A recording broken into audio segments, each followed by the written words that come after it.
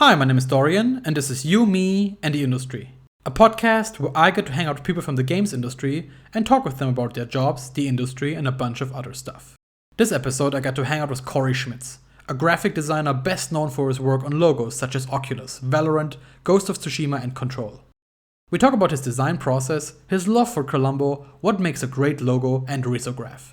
Furthermore, we dig deeper into the Papyrus font in Avatar, changing logos, what makes a great cinema, and his love for shooting photos on film.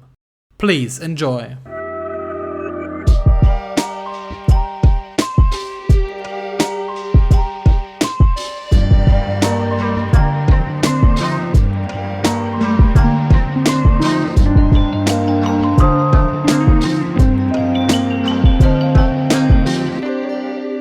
Hello everyone and welcome to the show. We're finally back and are kicking off the year with an absolute legend in the video games industry. With me today is Cory Schmitz, a graphics designer with over 10 years of experience working in the industry. You're likely already way more familiar with his work than you might know because of his logos on games such as Control, Ghost of Tsushima, Valorant, and much more. He also did other outstanding work for the logo of Oculus, Analogue, and the Video Games History Foundation.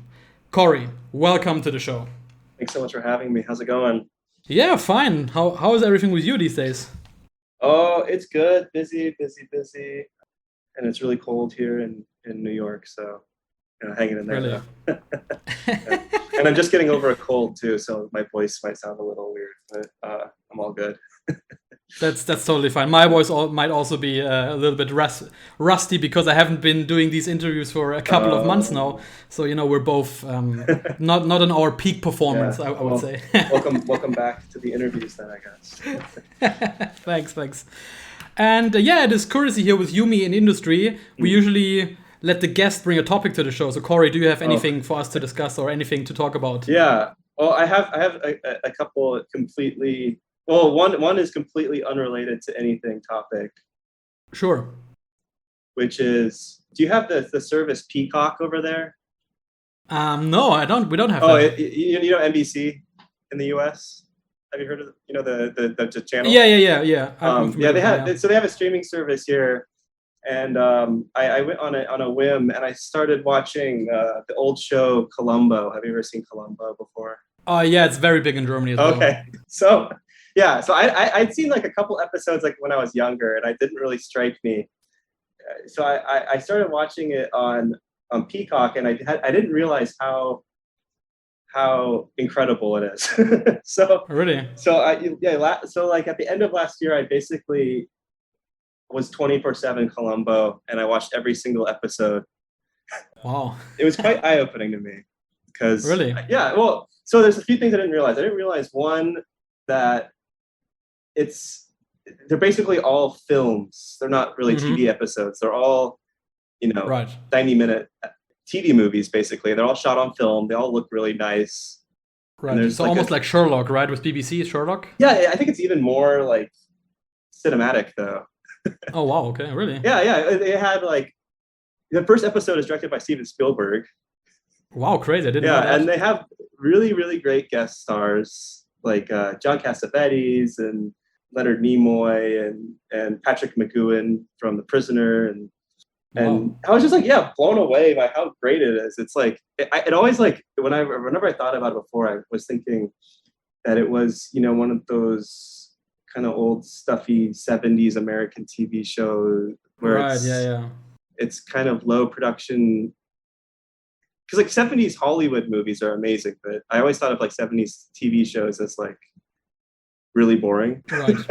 But I was very Yeah, because I think most of the people think the great renaissance of TV shows started with HBO and The Sopranos. And then even Lost and stuff like that. Yeah. Exactly. But this is oh my God, it's so good. And there's a lot of really funny stuff in it too that I kind of feel like there's a lot of stuff that was kind of proto Seinfeld humor in it. Where really? Yeah, where he'll just be talking about soup for 5 minutes. And it's just I don't know, the humor is really, really outstanding. And I was reading so this all led me to read this really great book. Shooting Columbo, right? Shooting Columbo, yes. Did you read that? No, but I actually saw your tweet about it. So you must think I'm completely obsessed. But yeah, so yeah, and I mean, you also have the picture, right? above You my also have the desk. picture framed up, right? Yeah, I become obsessed. So yeah, and in the book has all these wild stories in it. It's like a great, yeah, it has like all the great like 70s Hollywood players in it, and like they were getting all these really young hot directors on board, and like at one point they had Martin Scorsese was going to direct one, but he fell through, and they were going to have in the book. My favorite thing was that Brian De Palma was going to direct an episode that sounded completely insane. It had who was it supposed to be? It was some famous celebrity, I can't remember who, going to go on the Tonight Show with Johnny Carson and murder Johnny Carson on air, and that would be the mystery. Like the actual person, Johnny Carson, not Johnny Carson playing someone. Okay. And so yeah, if you want to get like a really good, fun, comforting show, and it's never too. It's about murder, but it's not heavy whatsoever. It's like right. It's kind of like, yeah, it's like the Seinfeld of murder mystery. I mean, I think they should put it on the box, right? The Seinfeld of murder mystery. Well, but it was before Seinfeld, so it's kind of weird. But yeah. All right, yeah. One other thing that I wanted to bring to the table was I got this really expensive but wonderful device here that has really changed the game for me. And it's a e-ink tablet.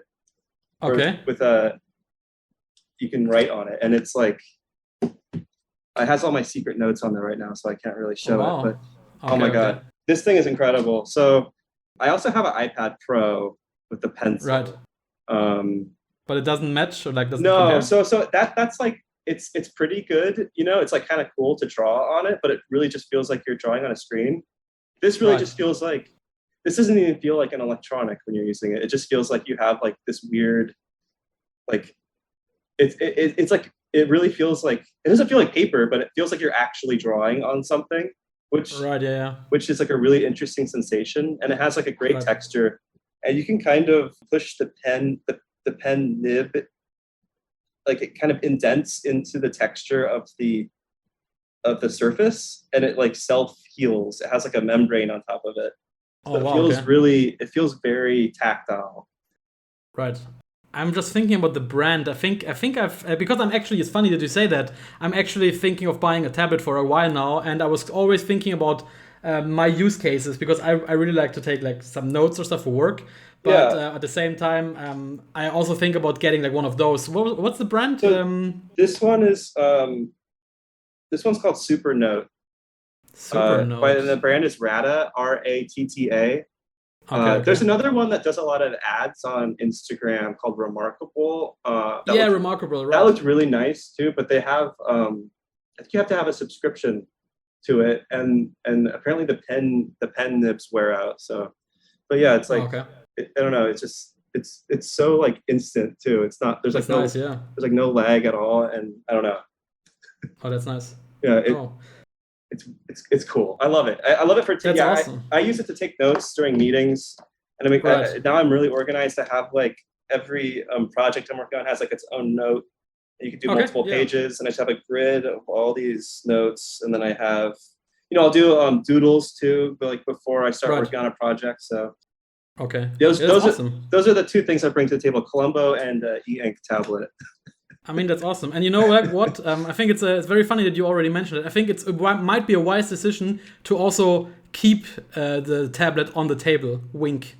For, you might need it at a later point in the interview. Okay. Yeah. Now I'll have something. I'll have it right here in arm's reach. That's perfect. That's perfect.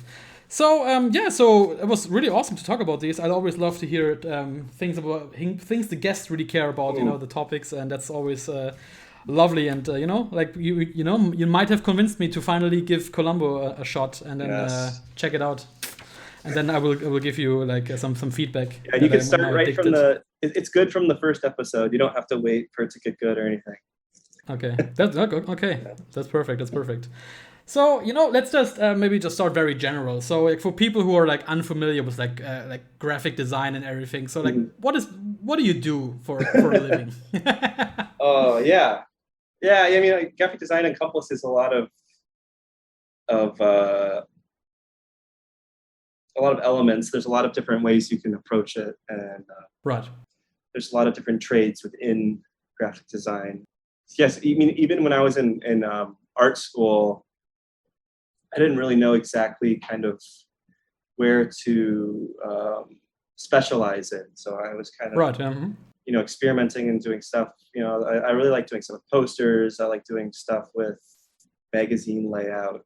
But in the early stages of my freelance career, I really settled into branding and logos. So that's kind of my bread and butter right now, working on branding, specifically, logos. And if I get a chance, I also still love to do like album covers, posters, Blankets.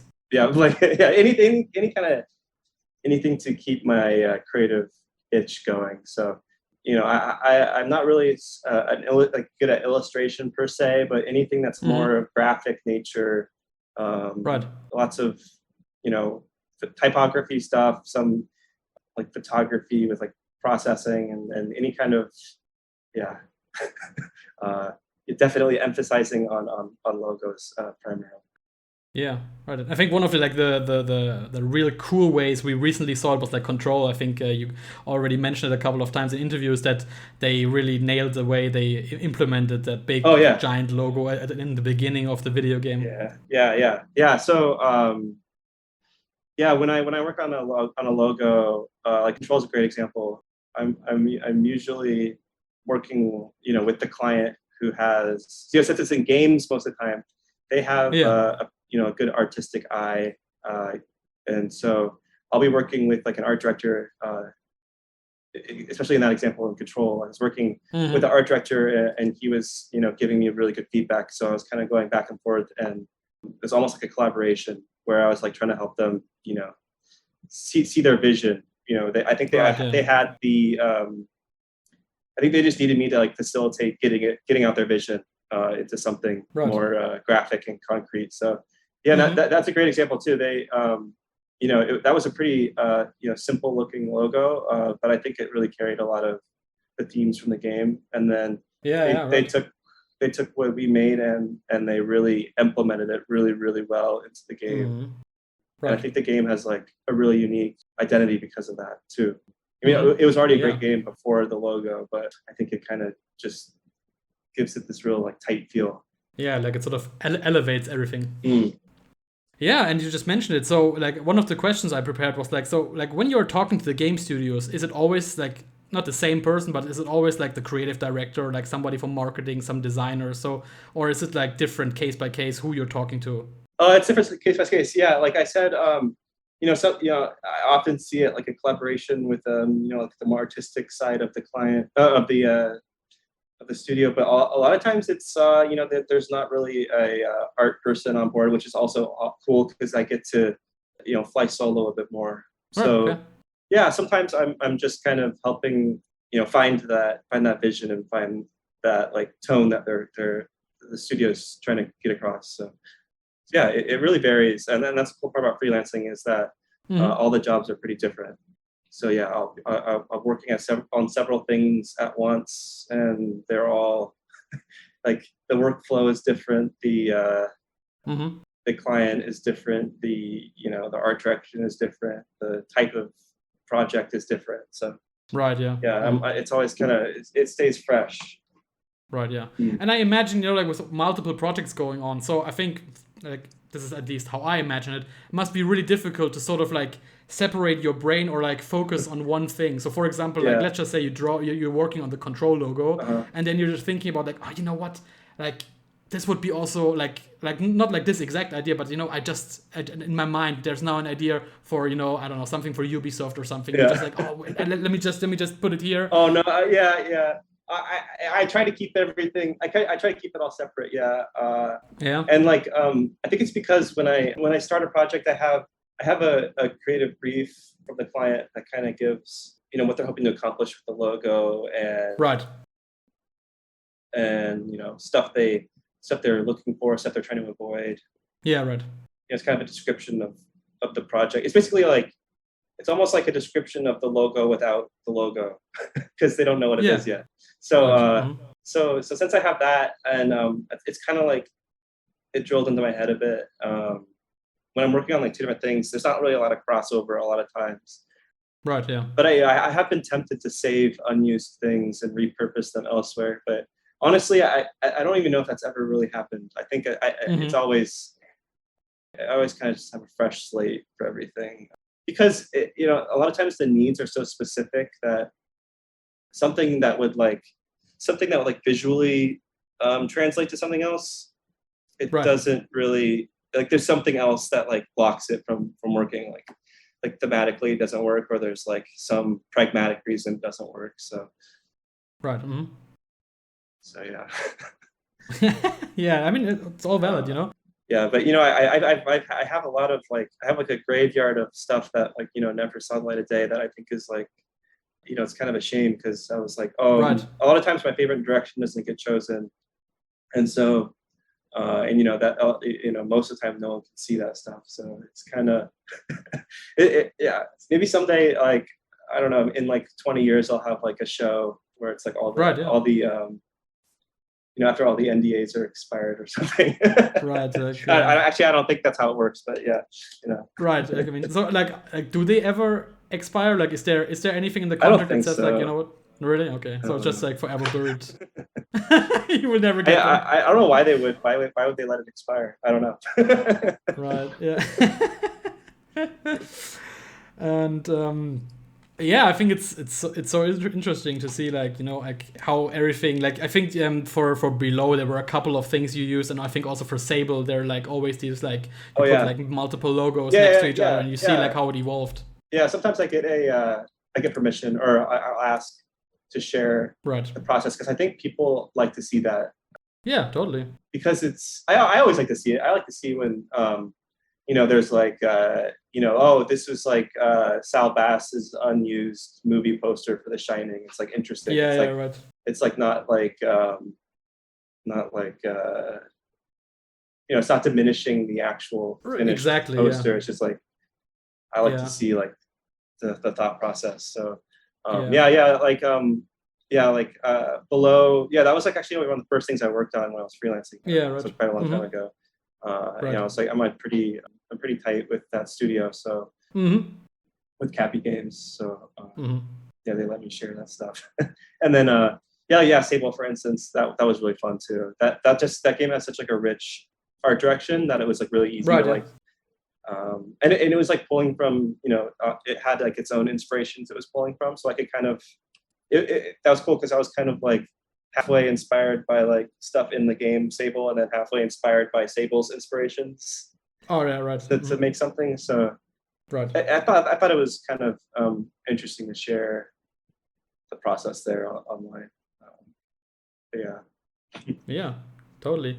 And you just mentioned that you got like this very cool tablet now, and you had like a notebook for before that. So, but in the movies you always see like this like great creative person, like in advertisement or something, to like in the total panic, trying to grasp anything like a napkin or something to draw on. So was there anything like that ever for you, where you just like lying on the beach just with your towel, and you're just like, oh my god, I need to write it down. Like, I need to have some sort of like a pencil, and trying to get like a seashell or something. Or, like, was there ever something like that for you? Yeah, I think so. Like, I think I'll wake up from a dream and have like, oh, that was a cool idea for something, and then I'll write it down and I'll look at it the next day, and it was like, oh, this is like total shit. Like, what was I thinking? Like, it doesn't even make no sense. Yeah. And I think there was a couple of times where I had an idea on the train, and I would like draw it like with my finger on like the Notes app on iPhone, and it looks like it's like, it's terrible, but just so I remember. But not really. Right. Okay. One time when I was out of college, I was working at an ad agency, right, for like 1 year, and they had a client who was a museum, and it was like a fairly decent sized museum, right, in Seattle, and like they needed I think like the agency like literally forgot that they had this client until like the meeting happened. and like they were like half an hour away, and they needed like a logo, and I made Okay. something like in half an hour, Oh wow. and then they accepted it. And then it's like on the building and stuff. It's like still Yeah. there, I think.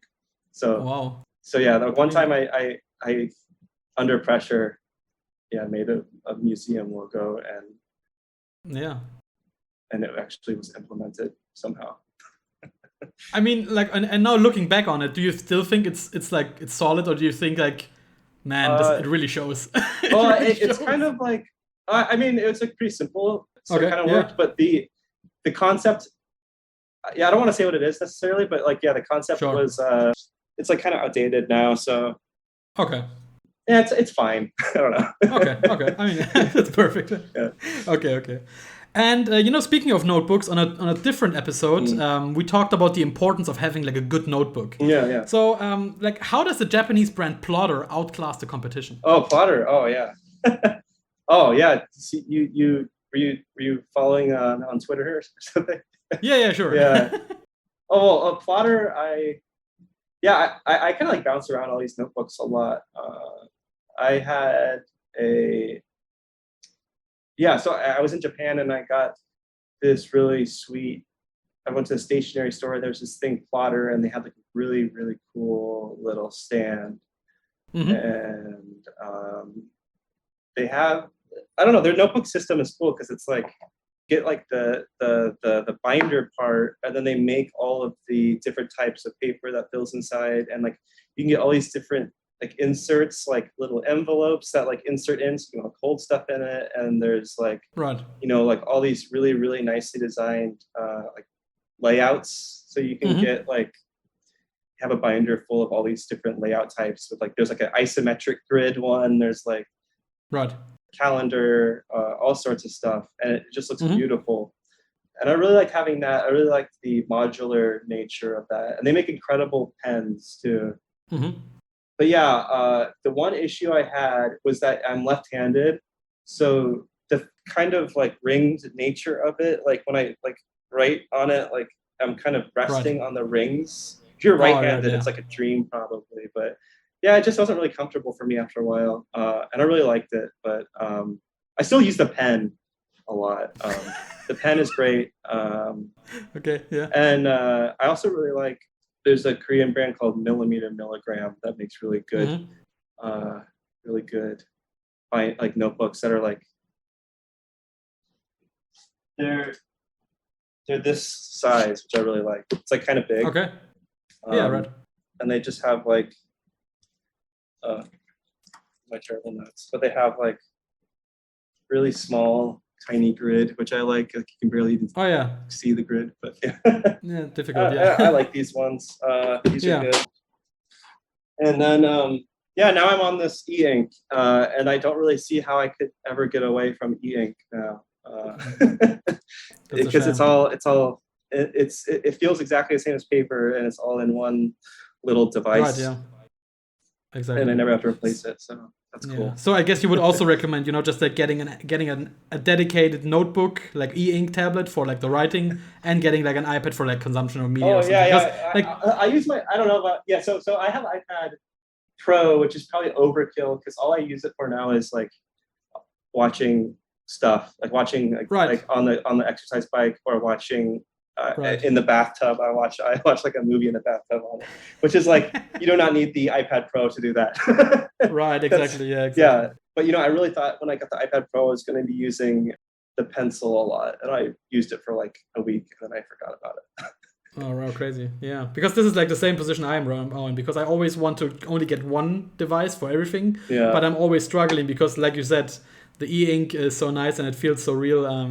But it's like a very one-purpose device. Right. So that's exactly, that's why like that's like an iPad is more expensive, but iPad is the value is really good because you can do a lot of stuff with it. Right. This is exactly. just like this is a very like luxury e-ink thing because it's like right. Exactly. literally just for writing. But I really like that. Yeah. And are you still excited when your logos get revealed and during E3 or Gamescom or something? Oh, definitely. Yeah. It's awesome, and I'm always kind of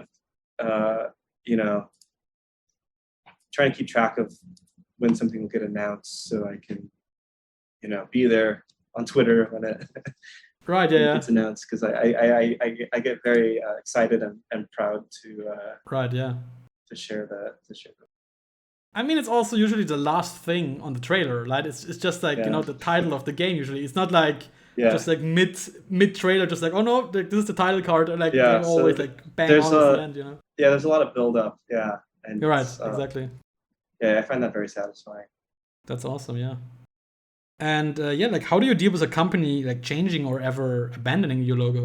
Oh, I mean, it happens. It's happened to me a few times, but it's like, Yeah. It's like times change and Right. and stuff, but it's a slightly strange feeling, especially when it's one I'm like really proud of. But Right. Yeah, I understand. Yeah. Yeah. Or something you don't understand. Oh yeah, yeah. I mean, the meta, like meta is strange, but yeah, right. I mean, it would be one thing if there was like a new Oculus logo.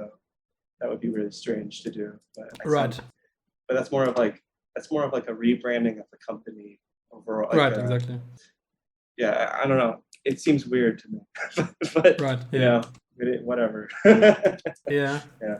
And yeah, maybe related to that. So like at least when I watch movies, there's usually like this big like because they usually, I think they make the company for like the movie and then they never come back. So they always have like this little like teaser or something. For example, like with I mean, it's a bad example, but with J.J. Abrams, like the Bad Robot. Like, this company you will see very often, but there are like many movies who only have like a logo for once. So like, and I know you also made a logo like that for Spectre Vision. Yeah. But this was already used a couple of times. But like, just in general. So like, would you be sad to see only like a logo you did, or like with like even if you see it animated or something, just for used for like one movie, or do you feel like I guess that's how it works in the industry? Yeah, I mean, I mean, the Spectre Vision one is awesome too, because that's like attached to really good movies. So yeah, Mandy, right? Yeah, Mandy and Color. There's another Nicolas Cage one that was really good. And The Color of Space, I think, right? Color Out of Space, yeah. And a girl walks alone at night. I'm sorry, I'm probably getting all the names wrong, but yeah, they make quite a few, and they're extremely like they pick really good projects. But yeah, if there was only to use one time, like I guess companies like. It's hard to make a company and keep it going. So yeah. I think I've had a few things where it's like I make a logo and then the company never like comes to fruition. Sure. So I never really get to see it, but it's I understand that's like kind of a risk going to it. Right. Yeah.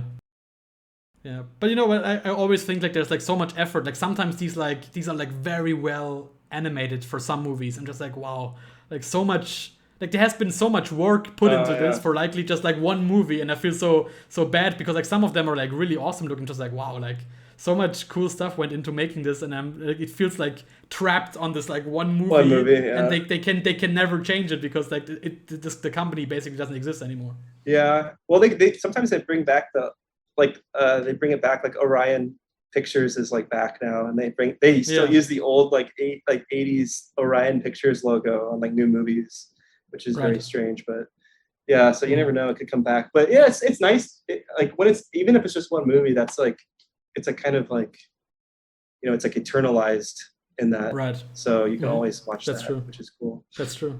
Yeah, it's always there for you, waiting outside.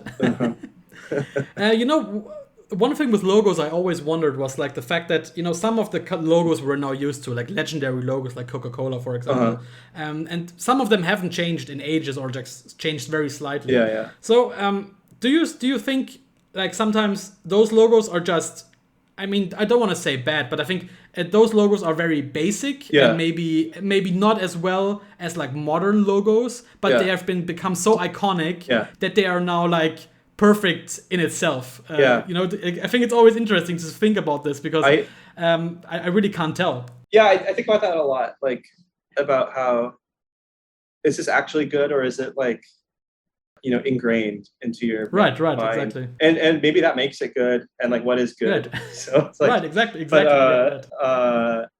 yeah, well, like, part of it is like, sometimes I have people asking me like, oh, we really like love like the Nike logo and like the Apple Right. logo, and it's the FedEx, like all these famous logos, like we want that kind of thing. And then Exactly. so I'll present them something that I feel personally would have a similar impact as Right. those, and they're like, they kind of get like, whoa, what is, like, this is like, it's like too, they're not, they don't see it, because it's like those logos have like, the hindsight of like, 30 years, or like, Exactly. 30 Yeah. plus years of familiarity. Like, you don't just get that. Like, if you just showed someone the Nike swoosh without them ever seeing it, Exactly. they Yeah. would be like, oh, this is like, what is this? This is weird. Like, It's there's just no, like a line. Like there's no what? built-in. So Exactly. if I'm trying to kind of hit on like a similar kind of, Right. left field, like simple kind of like bold idea, a lot of times I don't think people, like an average person, is like ready to see that. That's like why whenever you see online, like, there's a rebrand of anything, like, everyone always, like most people think it's like, they hate it, Right. and they don't even like engage with it or anything. They just like have an instant gut reaction of hating it. And then what always happens is, after like a year or two, they get completely used to it and they forget about the Right. old one. Yeah. So Exactly. it's like, yeah, it's a strange sensation. And there's been obviously a few times where they like actually backtrack and like switch back because the reaction was so bad. And sometimes like the rebrand is like, it actually stays bad. Like I think the Pepsi one is pretty bad. Like the Pepsi, when they changed the Pepsi logo and they had that ridiculous like rationale of why they changed it, and like they had that, like, I don't know if you ever saw that, like that PDF that was like the brand positioning of Pepsi when they rebranded, and it had like all Oh, this really? like, yeah, like, that like how they changed it. It was like that nice like kind of like yin yang shape, and then they changed it to be like that weird like orb Oh, okay. kind of thing. Okay. Yeah, they were like, Yeah. oh, this is like, this logo was like extracted from like Renaissance buildings and like the solar system and like all, and like the Vitruvian Man and all this stuff, and they have like all these ridiculous like Okay. grids over things to like Right. show the similarities, and it was like, it's like very preposterous, and I still think it Okay. looks pretty stupid, but Okay. At the time I actually was like, oh, this is like kind of cool, because it's like you had the guts to change the Pepsi logo. That's pretty crazy. But, Yeah. Right. yeah, it's interesting. I think like things just take a long time to kind of like gestate in the in design zeitgeist or whatever. In the ether. Right. But yeah, I kind of, it's better to have like a strong reaction than no reaction, I think. Right. Exactly. Yeah. And like you just mentioned, like all these like texts, like like the text and explaining like what changed, and like being inspired by the old Egyptians, or like everything, the crazy stuff. Like, do you have to write this stuff yourself, or are they just sometimes making it up, or like have you ever been involved in something like this?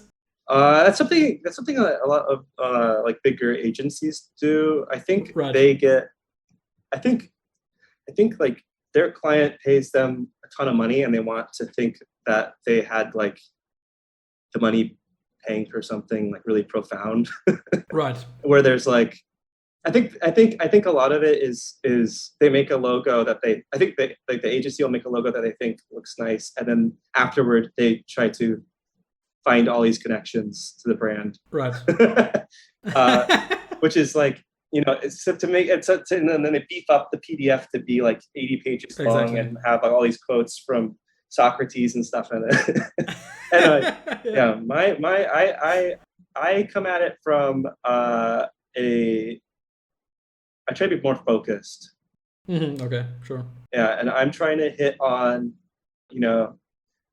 1 to 3 really strong concepts. When I'm coming up with all my ideas, I'm kind of like internalizing the brief and Sure. everything they're trying to accomplish, and I'm trying to make things that represent that. And so, maybe one idea will have, like these. Oh, this is like some strong connections to the brief.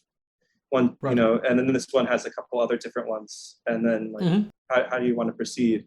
And so I try to have it where it's not something that you would necessarily need to do further reading on. Like I feel like a logo, you should just like see it and kind of get it. Right. And a lot of times I'll make one where it's like, oh, you can see it and get it, and then maybe there's also a couple more deeper meanings that you wouldn't necessarily get at first glance. Sure. But yeah, I don't really do like a whole essay about anything. If I'm like pitching over ideas, sometimes I'll just show the idea and then like have like a name of the idea and like have no text. Okay. If I think it's like evident enough.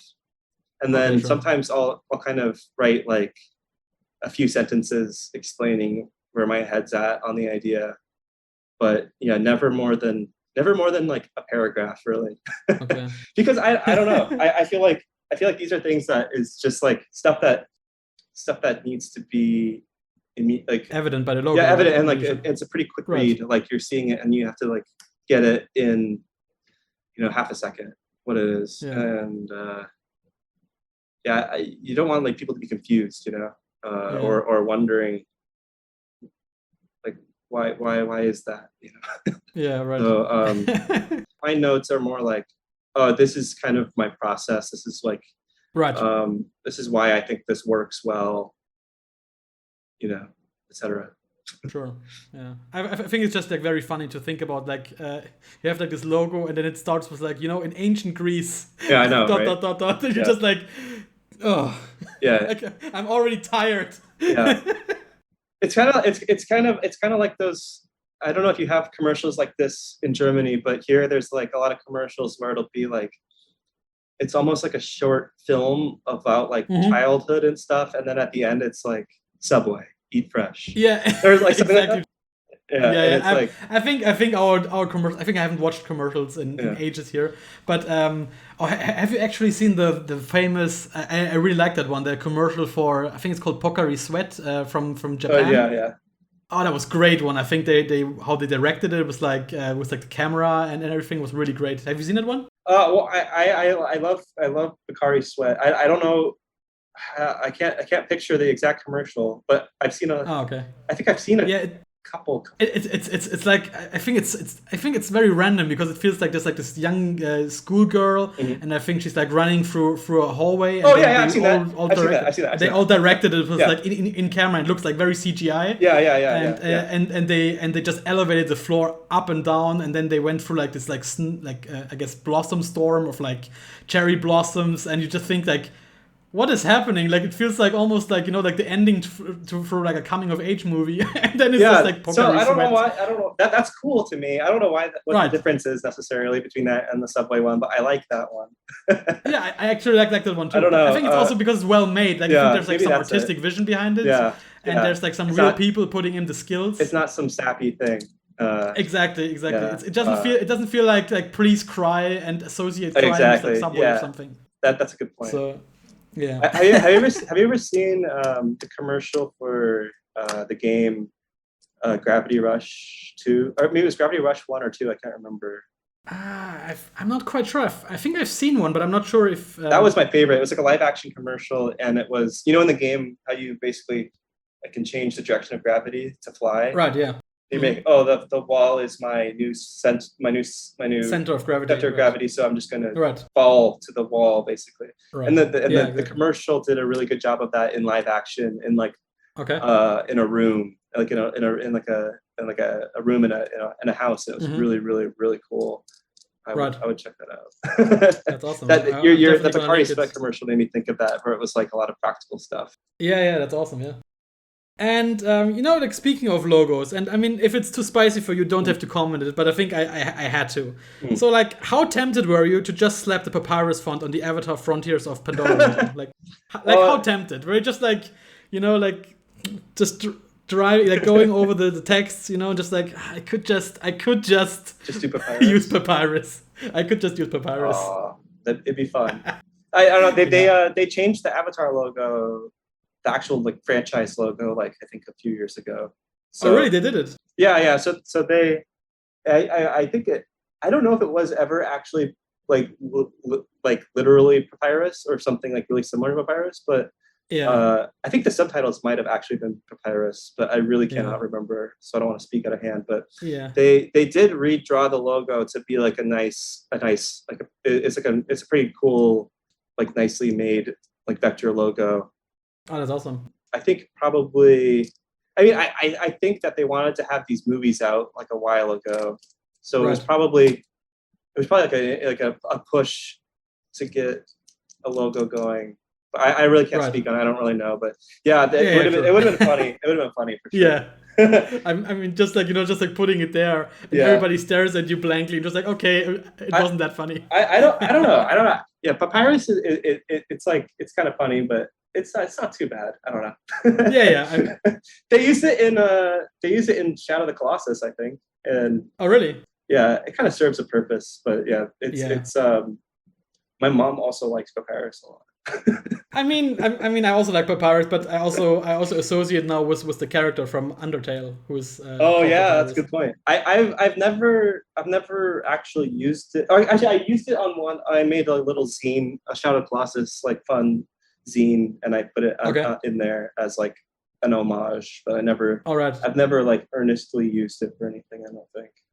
Yeah, I actually have like a couple of graphic designer friends, and the one thing that drives us mad. I mean, back in the day, I didn't realize it, but then they pointed it out. A lot of companies use the Bleeding Cowboy font. If you are familiar with that one, it's like used for like like taco places here in Germany. Oh my god! Something. Oh yeah. It's like, and this is like, and I sometimes, when I walk around the cities or something, and I just see the logo, I just take a picture and send it to them, and they all just go nuts, because it's just like, it looks like so like, I guess, edgy, or like so like. Yeah, it's like really like 2004. Right, like, exactly. Yeah, like that, like some stupid band that would have that as their logo, like Puddle of Mud or something like that. Yeah, I mean, likely a couple of bands have that, because it looks kind of like, it looks almost cool, but then it's like almost like too much, like it's like right on the edge. You're just like, I don't know, something is wrong. I think it's probably literally just like Times New Roman or something with like texture and stuff on it, right? Like, I don't think that they actually drew a font from scratch for this. It could very likely be. Oh yeah. Oh, you've opened my eyes to this. This is a very dark.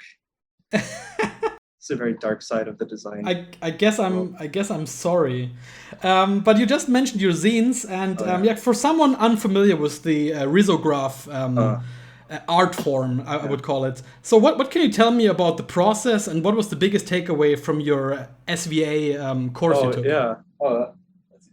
That's a good one. Yeah, it's really fun. It's like so it's similar to screen printing and how you set up a file where each color is printed one at a time, like and laid on top. Layer, right? Yeah. It has more. Screen printing, like the ink is a bit more opaque, where you can't really you can't multiply colors. It's more just like this is stacked on top of this other one. Right, exactly. I think, and Risograph is more like you're kind of mixing the color. It's more of like a blue plus red equals purple kind of thing, where you can kind of use 2 or 3 colors and get end up with more colors through multiplication. So so some of the cool things about it, it's like it's a fun hands-on kind of way of working, where you're getting your hands a little dirty, but it's also using machinery, so it's not as messy as screen printing. It's not really that similar to screen printing at all, like in terms of the output, but I'm just comparing it for listeners. But so I would make like scenes and prints and stuff. I don't know, I just wanted to like kind of widen my repertoire a bit. Sure. And I really like the way the colors kind of pop off the paper with Risograph, like you can get like fluorescent colors that Right. you just wouldn't really, you can't really achieve the same effect on like CMYK. So right. I also like a lot of times I like to have kind of like a print looking effect on some of the stuff I make anyways, like kind of a halftone screen or like a bitmap kind of look, or I don't use a ton of different colors, so I thought it was a really nice kind of segue. So it kind of fit my aesthetic. So yeah, I made a few zines and had a really good time. I want to get back to it, but yeah, it's hard with like COVID and everything. And sure, yeah.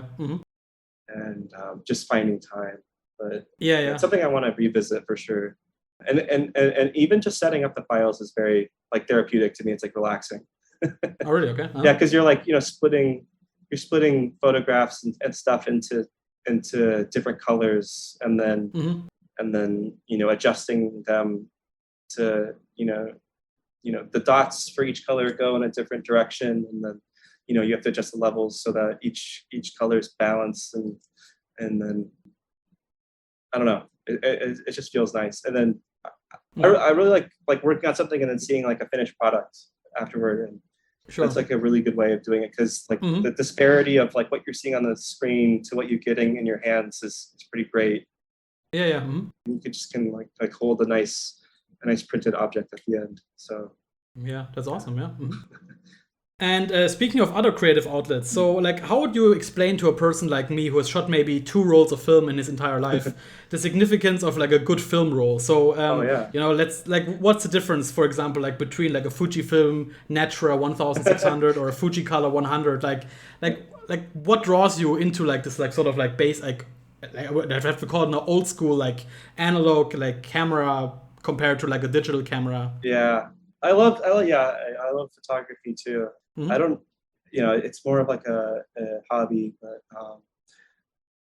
yeah, I love digital and film, but I find that it can get a bit more creative with film. I really like the colors. I feel like it has a lot of like soul to the way it looks.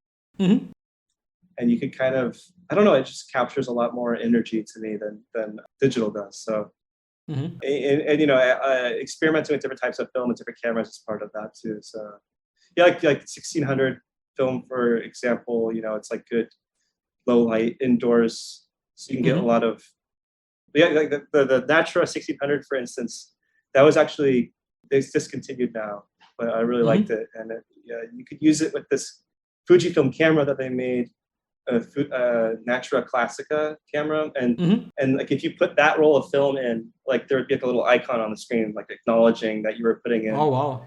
Yeah, because there was like some kind of they designed the camera to work with that film really well, so you get like you could shoot like in like a dark room with like a with like a colored light on, and you get like this really cool like it would just look really, really cool, like really nice like contrast and light, and like really nice height, like the grain would be really small, and right, if you use like a 100 film, that's like really good for like outdoors. So if you're like in the desert or something shooting, sure, it's not gonna look all like overexposed or anything.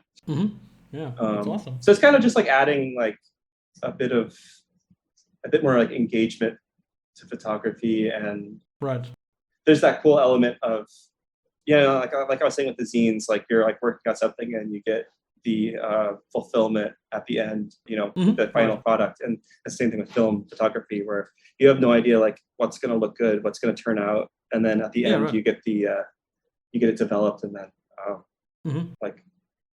there's a lot of cool surprises when you get that. Stuff will look way cooler than you thought it would, and then unfortunately, sometimes it just looked like some of the shots don't work out at all. So, yeah, I mean that's part of the game, I guess. It is the game, and it's I find it I don't know, it's just like a little dopamine hit for me. Yeah. So yeah. I mean, it's sometimes almost like buying cards. You don't know, like a card pack. You don't know what's kind of in there, so you just like see how they all came out. It's exactly like that. Yeah. yeah, it's like that. And I don't know, it's a little hobby, and it's not too it's not too it's a little expensive, but it doesn't take up a lot of space, which I like. It's not like like guitars or cars or something like Right. that. So Yeah, exactly. yeah. Yeah. And besides offering to pay you in exposure, so what are the other things that companies should avoid when contacting you? Oh yeah, exposure. Oh, yeah, I don't know. This is, by the way, this is also the way I'm paying you Oh. in exposure. I don't know. We haven't talked about the money I'm offering you. I get a lot of emails about like crypto and NFT stuff, and I just have no interest in that at all. So Okay. I'm just not. Yeah, I don't want to work on crypto stuff. I just don't really care about it. And it just feels like and a lot of times also people, I feel like I can tell if it's like a mass email they're just sending to every designer, because they don't say anything about, they just say like, hello Cory, and then I can like see that the text is like a slightly different color in the body, so I was like, oh, you just pasted this all. It doesn't say anything about my work or anything. Right. Yeah. Right. So I usually just delete those, but Okay. I appreciate I reply to every email, unless it's about NFTs, or if I can tell it was just pasted. So okay. yeah. Yeah. Okay. Yeah, I feel like people like the people who reach out to me are usually pretty good about like compensation. So it's not too big of a deal. Yeah. Okay. Yeah. And like, is there an aspect of your work you wish both consumers as well as clients would know more about? I don't know. Not really. I kind of focus on the thing that I think I'm good at, and I try to if someone needs an animation or a 3D or other kind of like product design or production design or something like that I'm not too good at, I try to recommend other designers for those jobs, so I can kind of like delegate that a bit and try to hook people up with work. But yeah, I kind of just like focus on the thing I like to do. I always like to do more music related stuff, like big posters, but that's also been difficult with COVID. There's been a lot of shows, and also it's like really hard to find time lately for any kind of I mean, like obviously a gig poster doesn't really pay that well, so it's hard to find time for Sure. kind of passion stuff. So yeah, I don't know. I put everything on my website, so it's all kind of out there for everyone to see. Okay. Yeah. Yeah. And speaking of passions, and in 2014 you made a mood video called "Children, the City Is Theirs." Oh yeah. For sort of like a video game you would want to make research. at a point. Thanks. Yeah. And do you still want to do that video game, or is it just like a faint? Yeah, it'd be really fun. It's more about like if I like a couple years ago I set up my own LLC, so I'm like a business now, and even just that was like extremely stressful for me. Right. All the paperwork and stuff, and like all the taxes and like the tax structure and like setting up payroll and running everything like a business should be run. And so like just the idea of having more employees and getting a business loan, and I don't even know. Oh my God, it just sounds so stressful to me. So I don't even. It's hard to imagine, but if if I worked at a game studio, maybe I could pitch them on an idea and then work, art direct it. But that would be like the only path I could see something like that ever happening. But, right. Maybe if I have a family and I need health insurance, I'll have to work at because of the American system. Right. I have to work at a company to get good health insurance. So that's true. Yeah. Maybe I have to someday. Maybe someday I'll have to close up a freelance shop, and maybe I could focus on something bigger like that at a studio. Okay. But I don't really see it happening. But it'd be cool. Yeah. So those concepts are for that Famicase exhibit. Right. Yeah. Exactly. Yeah, which people should check out. Yeah. Like, So I mean, yeah, you just mentioned like how do you approach like these are like these are specially designed cases for video and game cartridges from the Famicom, which is the Nintendo Entertainment System over in the West. Yeah. So and they have like yearly exhibitions and I think everyone can join and you just design it's open call. Yeah. Right, and you just design like the case, like you just design the design label of the case, the label exactly. And then you so pick the like speaking of that, so like how do you approach designing these? Like, is it every year you just like think about what you're in the mood, or are you already giddy? Are you already giddy like when you finish the first one, just like, oh man, I really wish I could do the next one already? Yeah, I mean it's really just like a fun way to kind of just, I don't get a lot of chances to like just work on something completely for myself. And those are like a cool way of being like, here's like kind of like the graphic mood I'm in right now. Right. All the stuff I've been digging lately. Mm-hmm. And then I kind of come up with like a concept.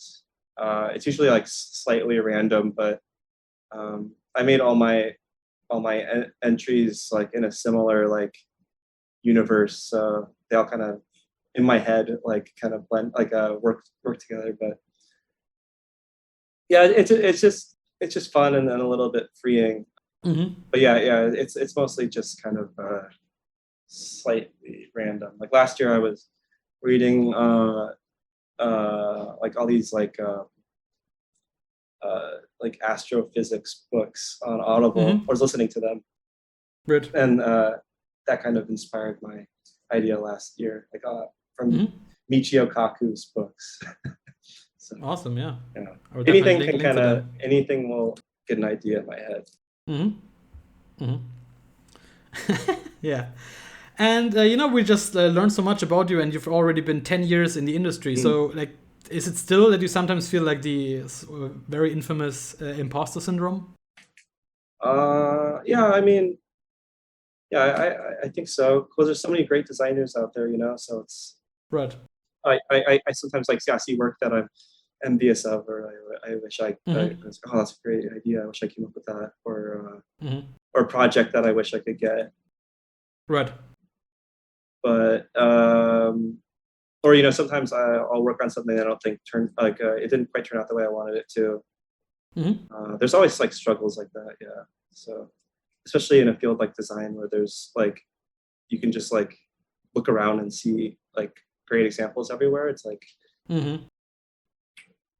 it's a little bit daunting, but for my work, I just try to make most of it stuff that I try to make stuff that I would like that communicates my tastes. So most of the time I find it very satisfying, and I'm not too hard on myself. Okay. I mean, you did some great work after all. Oh, thank you. And, it wouldn't be a typical episode if at some point I wouldn't mention Hideo Kojima, of course. Yeah. So, and you actually got to be at Koji Pro a couple of years ago, right? Oh, no, that was actually... I just made it look like I was there. Oh, really? That was at it was an exhibition, It was right? at the Death Stranding exhibition in New York. Oh, right. And they had a replica of the entrance, right? Of the entrance, and then I posted on Instagram. Wow, okay. And I posted on Instagram, and everyone was like, "Oh my god, congratulations!" And I just didn't say anything. Yeah. I just didn't say anything. I think it was like miniature too, because I look like really tall. Right. Yeah, and, true. Yeah. So I think it's like it was like 5/6 scale or something like that. Right. So yeah. So they had like a launch event in New York in Chelsea for Death Stranding. Yeah. And it was actually pretty cool. And the entrance was like the Koji Pro office. Oh, right, exactly. Okay. I someday want to meet him. But every once in a while he'll tweet like a picture of like he was wearing like a Control logo shirt, and he had like Sucker Punch production mug and stuff I worked on. But yeah, I don't know if he knows who I am. But, yeah. I mean, I think I already had a guest on who went there, Liam Wong, which was kind of cool to hear. Oh wow, that's cool. Yeah, but I think you will get the chance for sure at one point or another. So At one point, you worked at places like Blockbuster and Arcade, and even at a women's discount shoe store. So, like, do you really think like all these experiences sort of like translated into the person you are now and influenced your work in some way or another? I think in a Slumdog Billionaire way, where he's remembering all the right, the answers. I don't know. I mean, I definitely like, always, there's like an element of like, meeting people and like, I work at the arcade, and there would be, like a lot of people there were like gamers and stuff, and I met a lot of friends there. And then one of the people there, he went on to work at a Fifth Cell in Seattle, who made like Scribble Knots and Drawn to Life. I think Drawn to Life. Yeah, so some pretty good games. Like he was like pretty instrumental in those games, and I interviewed him for my like college thesis project. As part of like a magazine I made, and so that's like a tiny little thing that you could discount, but I try to, I guess, embrace little connections like that. Right. But yeah, I don't think anything from Famous Footwear really really inspired me so much. But Blockbuster. I mean, it would also be like a great pitch, like when you have like the Control logo, and like you're back in the day at the women's shoe store. Yeah. I was thinking about this, and like beside like not mentioning like Da Vinci or something, just like mentioning like the women's shoe store you used to work. That would also be great.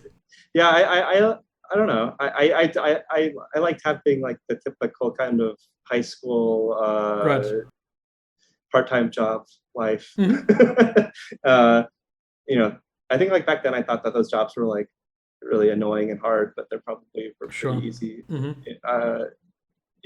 Blockbuster actually was really annoying. Like that was. I felt that was like one where I had to interact with a lot of like really annoying customers and stay late into inventory. That was pretty grueling, but I guess, yeah. And then I worked at my favorite job, actually, I worked at the movie theater, and in Seattle, it was like an independent movie theater, which was cool. And it was only, it was like it was like really old. It was from like the 1920s or something. So it had a strange setup where there was like two screens, but they were like in different buildings. So there'd be like there'd be a different staff in each building. And so basically like the whole time the movie was playing, I could like work on school stuff, like college work. Nice. So I got a lot of work done there. Okay. And I have two questions left. So but I think since you already mentioned the cinema, so like to you, since you're a big film buff, so like what makes the New York's Metrograph such like the best cinema there is? Oh, actually, I haven't been there since COVID. I really liked that theater. They had I've been to the movies a lot since COVID, but just not that theater. Oh, okay. Yeah, I go like all the time, but that theater had really, really great programming. Okay. They would always have like really good, cool designs, cool programs, cool. Like they like, oh, now it's like time for a David Lynch marathon, show all David Lynch movies. And I also found a lot of movies there that I never would have ever seen. Like I got into like Czechoslovakian new wave movies, like from the 60s. Oh, wow. And yeah, like I saw one there called it was something of cancer, like the astrological sign, something of cancer. I can't remember what it's called. But then I like looked it up on Letterboxd afterward, and like only like 2 other people had ever logged it because it was like out of print for that long. And then that sent me on like a deep dive into like Czech new wave, and I got into that. And then like one time I went there and I saw a Jacques Cousteau documentary about it was called World Without Sun. And it was about an underwater sea base from the 60s where there was like people living in a sea base like on the ocean floor, which I didn't know existed. Like there was like little pods, and they would like take submarines from like one pod to another pod and like live down there for like a really long time. And they would like smoke cigarettes in there and have a parrot on his shoulder for like months on end underwater. I was like, what the hell? Like I really did not know that was something that existed, people living underwater. And they had his son, or Jacques Cousteau's son or grandson there, describing the experience after the movie, like in person, talking about his childhood underwater, which is really cool. Right. There's like really unique stuff like that. Okay.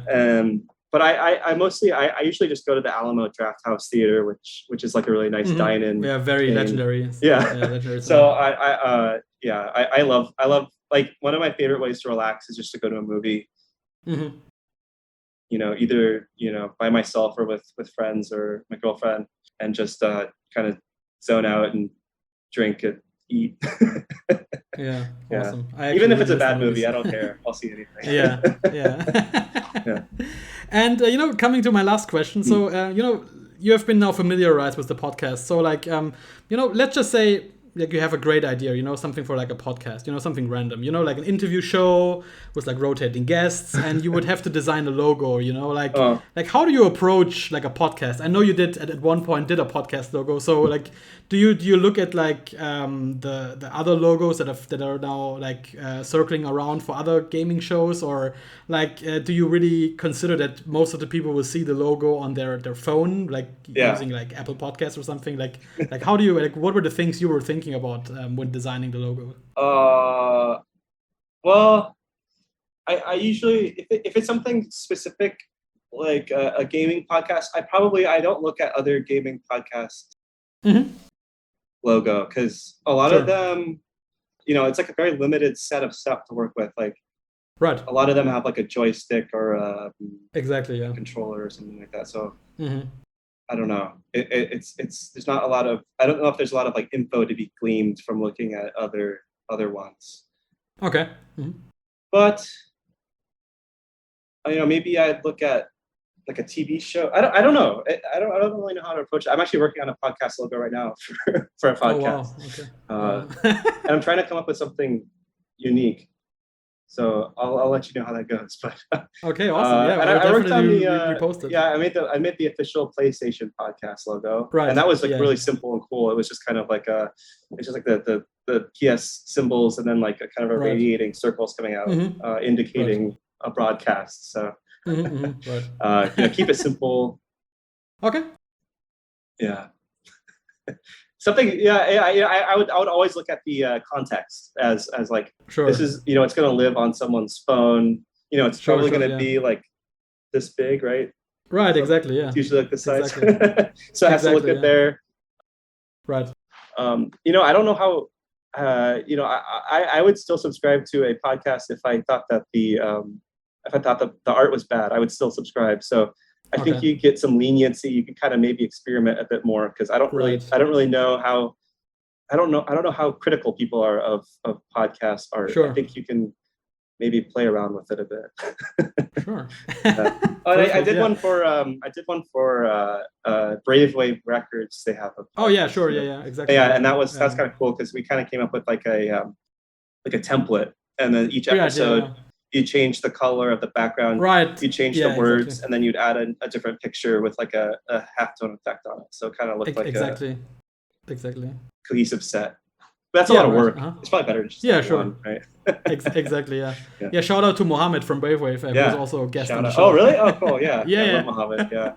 I've never met him, but I hope to meet him someday. Yeah. Same. Yeah. Yeah, Cory, thank you so much for being on the show. We're now at the end. And where can people find you, and what are you currently working on? What you can tell us? Well, you can find me on Twitter at CorySchmitz.com. That's CorySchmitz. And my website is also CorySchmitz.com. So anywhere you search for me, it's just my name. There's no screen name or anything. Right now, I don't think I can say anything that I'm working on. I'm looking at my slate right now, and it's all NDA'd. Okay. I mean, that's understandable. Working on some game logos and some logos for different video game studios. Awesome. Maybe you can Awesome. see them. I don't know. Maybe at E3 or I don't know. Yeah, if E3 still is a thing this year, I think they canceled it and recanceled it or something. Oh, I don't know. It's kind of strange. GDC. Yeah. Yeah, maybe, or Gamescom. You know. Gamescom out there in your neck of the woods, right? Yeah, exactly. So, but before I let you go, I, right at the beginning of the podcast, I mentioned the handy notebook, which might come into play. And it usually is tradition here that I ask every artist to draw what they imagine I look like, in their own style. Because like back in the day, I didn't do video recordings, and since this is a video recording, you have to endure this right now. But since you're already familiar with the podcast now and the vibe I'm going for, so like what kind of symbol do you think would represent the podcast best? Like just if you had to now do it on the spot, like something, any symbol I will accept. Me, and you and the industry. Yeah, you, me, and the industry. Could be anything. You, me, and the industry. Yeah, it can be anything. It's up to you. And you don't have to finish it now. Well, here we got a square. Right. That's the artwork. Okay. In the industry. Right. Maybe it could be like, you, and then me, and then industry. We're talking about, the way people are connected. Right. Awesome. Yeah. And I have some bad news for you. This is already an NFT, and it has been sold for some amount of Ethereum. Yeah, it has been minted. Mint chocolated. Mint chocolate, yeah. Yes, exactly. Yeah, you can have that one as an NFT. Oh, thanks. I will likely, if Cory is will be so kind, I will likely upload it to the socials, and we can all enjoy the potentially logo change. Although I have to say, my friend Thomas would likely kill me, so don't be afraid, Thomas. I will keep our logo. And thanks so much for tuning in. Thanks, Cory, for being here. Oh yeah, thank you. I appreciate the the research you did. It wasn't a boilerplate, which I appreciate. Yeah, thanks. I always try my best. And if you like the show, tell a friend. Rate us on the usual platforms. You can follow us on Twitter and Instagram.